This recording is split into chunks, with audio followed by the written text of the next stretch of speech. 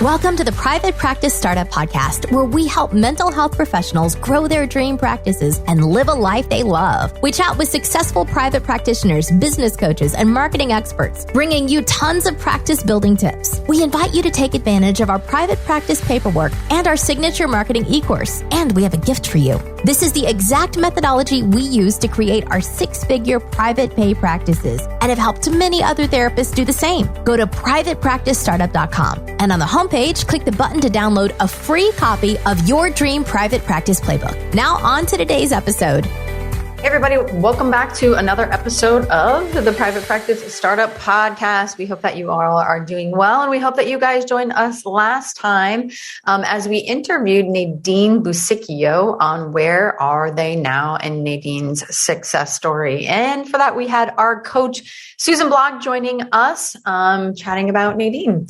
And we hope that you guys really enjoyed today's podcast, as we're going to be talking today about best ROI, so return on investment, when it comes to marketing your private practice. You guys know Kate and I love talking about marketing your private practice and really helping clinicians do their best work while making a difference in building their dream practice. So we're going to dive into this topic just in a few moments. But before we get started, let's take a quick moment for our sponsor.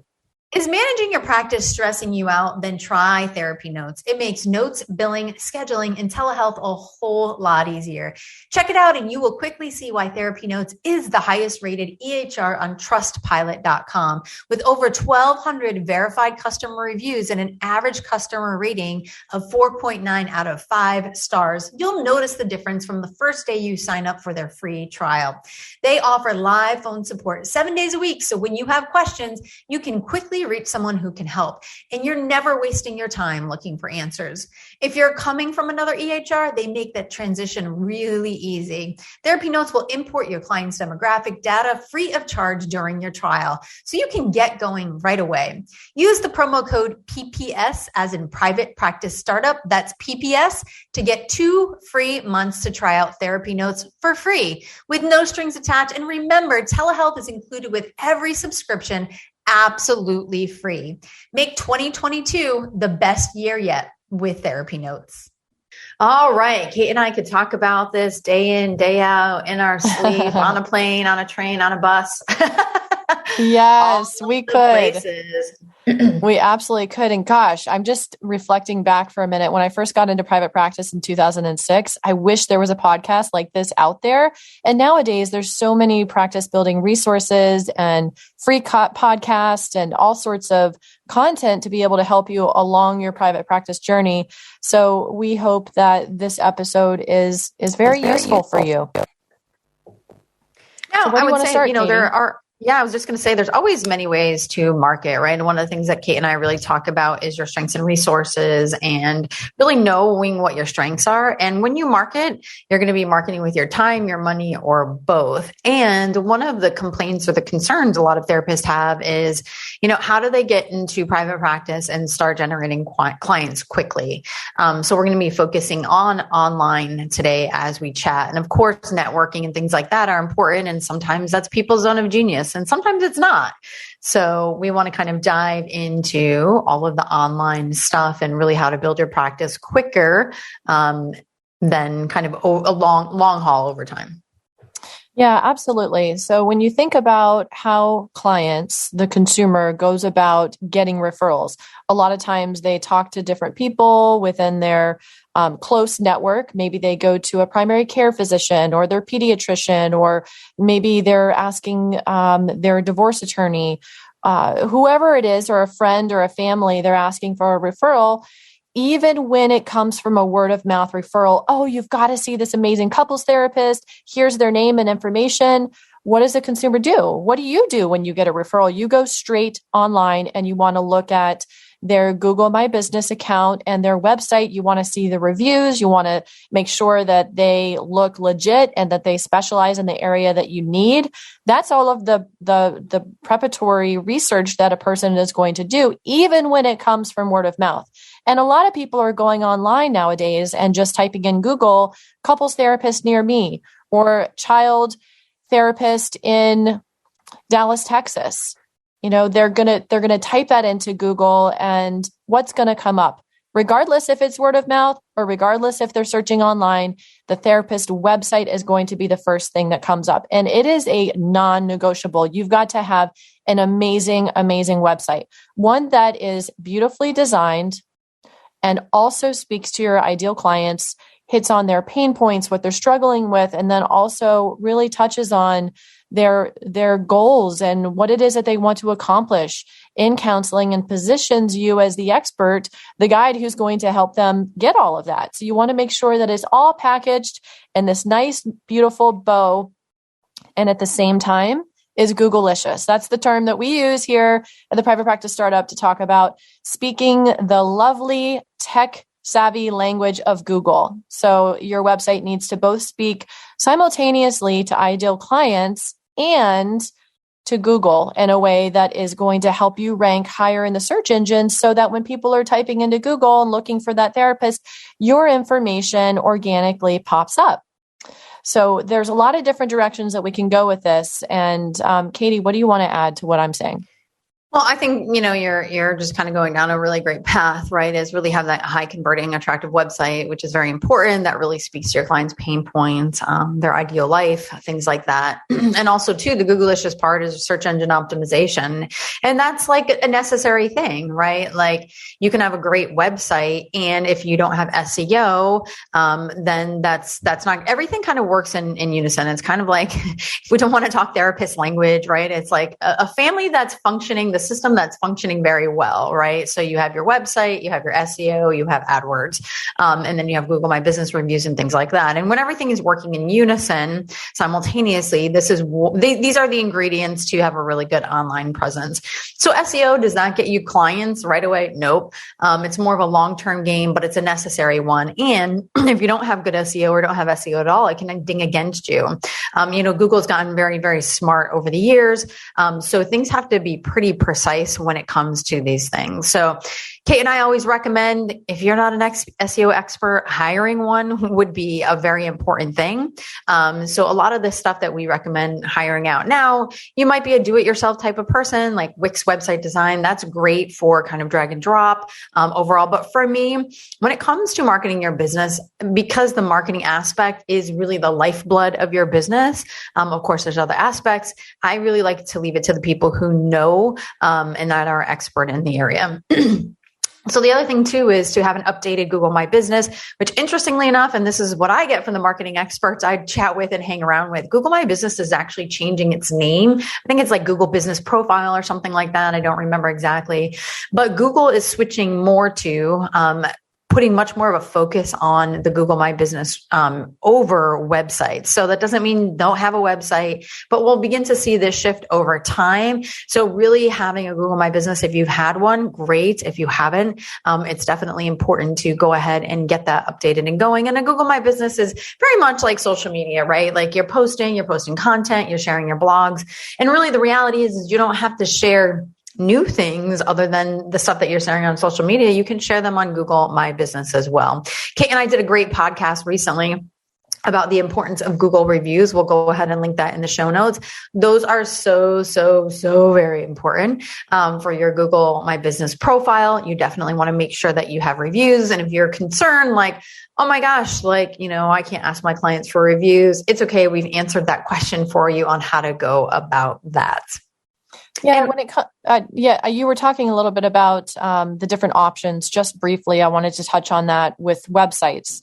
So when you look at hiring a designer to build a website for you, it can be very costly, and it can definitely be a wonderful return on your investment, right? Because when you work with the experts and they're bundling in this beautiful design, the copy, and will collaborate with you, and they'll work on the SEO piece. So you can get different types of packages where it's all done for you. But if you're starting off and you're brand new to private practice and you're on more of a shoestring budget, and you aren't able to afford a designer to work with you to design your website, you can do something like a very simple design on Squarespace or Wix. And it has a lot of the features on there to get you started. So it could be a really good stepping stone if you need to DIY it. There's also a lot of courses out there created for therapists for how to build their website on Wix or Squarespace. And those are great resources to have, or even WordPress. So there's different options, different sites, different ways that you can go about it. And you really want to think about your short-term and long-term goals, because there is going to be a lot of time and energy that goes into creating your website. And whether it's, the big website off the bat that you're doing, or the stepping stone to get you maybe for the next year until you've filled your caseload more and you're able to have more of a marketing budget, we really want you to think that through, because there's going to be a lot of time and energy that goes into it either way. And both ways can be effective. Once you have your website up, though, Katie mentioned the search engine optimization piece. We recommend really outsourcing that to the experts, because it is such a technical language and it's constantly changing and evolving, and it is extremely time consuming to learn. And that is something that we recommend outsourcing to the experts. And it does take time, like Katie was saying. It can take at least 6 months, if not longer, to get your search engine optimization, your SEO ranking better. And it's something that constantly needs to be worked at, with adding new content to your website, like having a blog or having a vlog or a podcast, or different types of fresh content to show Google that you're relevant, you're updating it, and you're also creating content that really is helpful for your ideal clients and your audience. Yeah, let's just take a quick moment for our sponsor. Feeling anxious heading into tax season? You are not alone. That's why therapists turn to Herd. Built and designed specifically for clinicians in private practice, Herd offers affordable bookkeeping services, personalized financial reporting, and tax assistance to ensure you're making the most of your business and your time. Herd saves therapists on average $5,397 on bookkeeping and taxes each year. That's amazing. And when you join Herd, you'll work directly with financial specialists to track your income and expenses, file taxes online, and grow your private practice. Sign up now at joinherd.com. That's joinherd.com. Insurance billing can be frustrating and difficult to master, especially when you would rather be spending time with your clients or building your private practice. Practice Solutions is a full-service billing company that specializes in the mental health industry.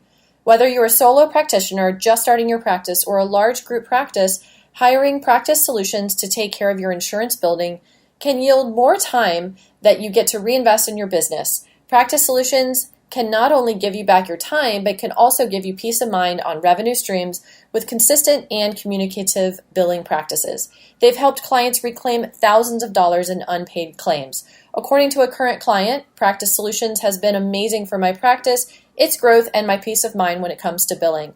If you're looking to add a friendly and reliable billing expert to your team, reach out to Practice Solutions by filling out a contact form at www.practicesol, that's practicesol.com/startupnation, or calling 734-437-9432 extension 709 to learn more.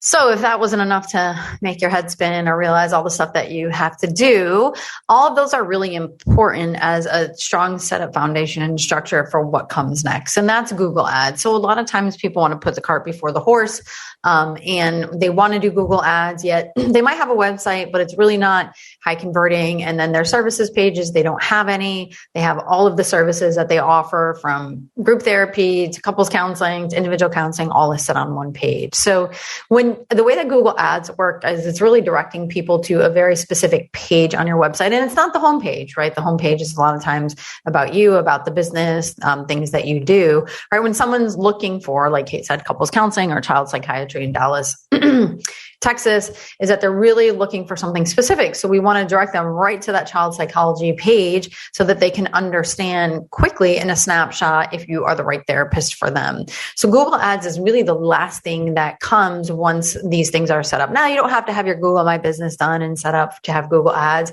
but you definitely need that strong foundation of your website done for sure before you drive Google Ads to your website.